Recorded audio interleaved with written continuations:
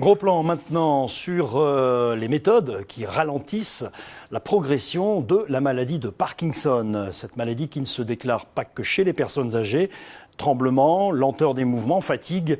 Alors au-delà des traitements classiques, à Autran en Isère, un professeur de tai chi donne des cours qui permettent aux patients de mieux gérer leur quotidien. On voit comment avec Nathalie Rapuc et Dominique Bourget. Je vais vérifier votre stabilité. Dans ce cours de tai chi adapté, Paul démontre qu'il est possible de trouver son équilibre par des mouvements simples. Il travaille sur l'énergie avec la respiration afin de détendre les muscles. Et si vous êtes bien fort, vous pouvez résister. C'est à la fois aussi tout un savoir-faire, c'est-à-dire une connaissance dans tous les gestes du corps. C'est-à-dire pour tel geste, je dois faire comment, avec telle posture, et puis comment le faire. Certains pratiquants sont atteints de la maladie de Parkinson. Déséquilibre, fatigue, tous ces symptômes peuvent être handicapants pour le quotidien. Hervé est un ancien PDG. Il a dû stopper toute activité professionnelle à cause des coups de fatigue aléatoires dus à la maladie. Les symptômes sont les suivants. Je vais être raide et je vais me mettre à trembler.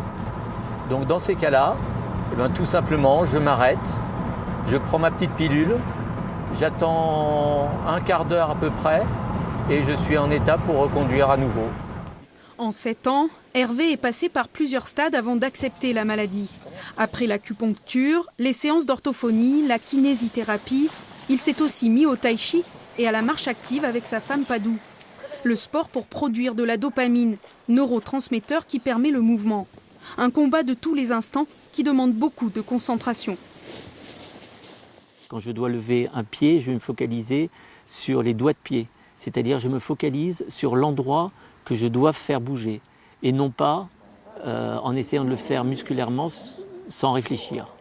Je dois réfléchir pour faire le mouvement qui avant était naturel et qui n'est plus naturel.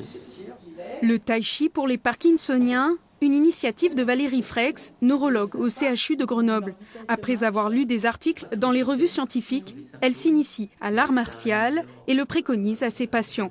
Ce que j'ai pu constater pour certains d'entre eux, c'était une amélioration de la posture, une marche plus dynamique, plus assurée, des mouvements plus amples, plus rapides, principalement.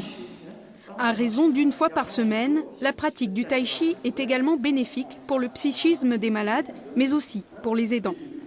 Pourquoi pas faire du tai chi? Alors sans compter que j'en tire un bénéfice aussi personnel, mais c'est aussi un bon moment de partage et c'est aussi un moment où je peux l'aider lui parce qu'on se corrige l'un l'autre. Donc c'est construire ensemble et c'est aller ensemble vers une direction aussi. Depuis 1 an, Paul met en place une pédagogie afin de rendre accessible cette pratique à celui qui en a le plus besoin. On peut démontrer qu'il peut utiliser cette énergie dans son quotidien et s'il l'utilise, il va se fortifier, il va retrouver une meilleure santé, il va pouvoir faire les choses beaucoup plus facilement, quoi.